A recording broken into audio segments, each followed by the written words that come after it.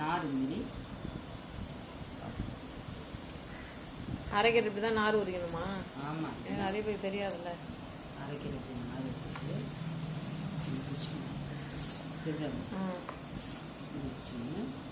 இப்படிதான் வெட்டணுமா? இது மாதிரி வெட்டி தான் பொரியல் செய்வீங்களா?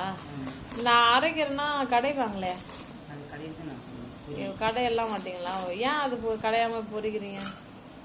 இது கொஞ்சம் பெரிய பெரிய பெரிய பெரிய சைஸ்ல இருக்கிறதுனால அதை வந்து கடையாம பொரியல் பண்ணி சாப்பிடுவீங்க. இதனால இது என்ன சத்து கிடைக்கும் உடம்புக்கு? அரைக்கிறது நல்லது தானே, ரொம்ப நல்லதா உடம்புக்கு? இது மழை நாளில் சாப்பிடலாமா?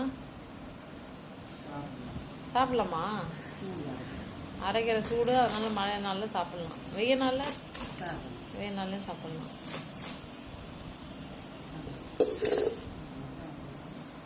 இது எப்படி கிடைக்குது அரைக்கீரை எப்படி கிடைக்குதா?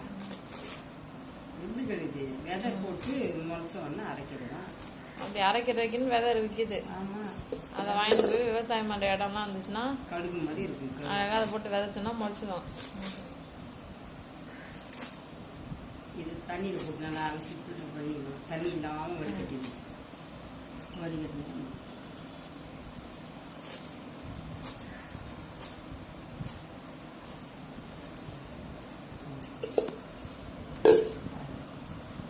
இது போல் அப்புறம் நார் தண்ணி மதிக்கிறது.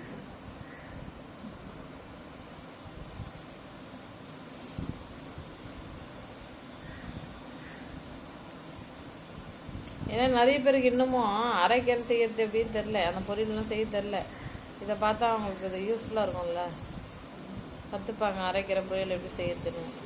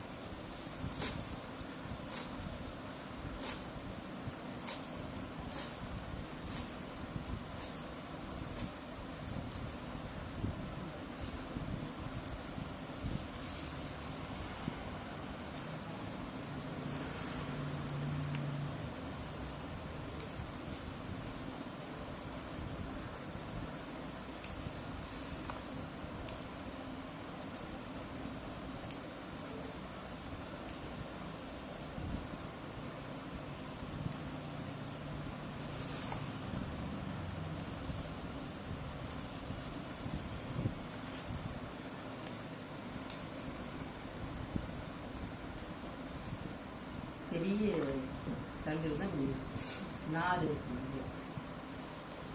அதுதான் நாருக்கு தான் இப்படி வெளியில் இருக்கு.